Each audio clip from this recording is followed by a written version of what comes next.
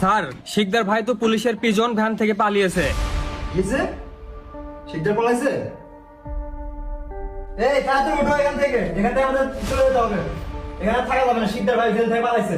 আচ্ছা তুমি এমন কেন করতেছো? আর শিকদার কে? আমি নিজের বাসা থেকে কেন পালাবো? হ্যাঁ শিকদার, তুমি শিকদারকে চিনো না? ধনুট শহরের একমাত্র সন্ত্রাসী, যার নামে খুন, চাঁদাবাজি, ধর্ষণ এমন কোনো মামলা নাই তার নামে নাই। আরে বরফ করলে খুন করা তার নেশা। চলো এখানে থাকা যাবে না এক মুহূর্ত, চলো আমরা চলে যাবো এখন। আরে দাঁড়াও তো, কেন যাবো? বুঝলাম না তো, তোমার সাথে তার শত্রুতা কি হতে পারে? আরে চলো তো। আরে তার কাপড়গুলো নেই আমি আমার। আরে বেঁচে থাকলে অনেক কাপড় কিন্তু, তুমি চলো তাড়াতাড়ি চলো। শিকদার ভাই আপনি? হ্যাঁ আমি। খানকির বলা আমার এলাকা 3 কোটি টাকা টেন্ডার পাসু, আর আমি 3 লাখ টাকা চাচ্ছি, তুই আমাকে সেই টাকা না দেওয়ার বদলে মামলা দেয় আমার নামে। শুয়ারের বাচ্চা।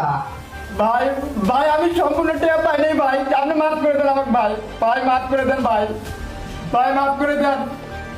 বাচ্চা তোর টাকা দেওয়া লাগবে না, তুই উপরে যাবি এক চুকা।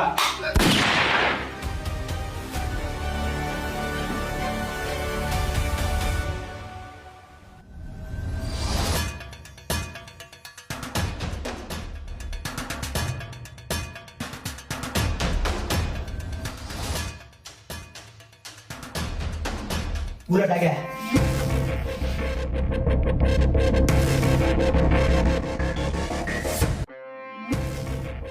এই বুলেট দ্বারা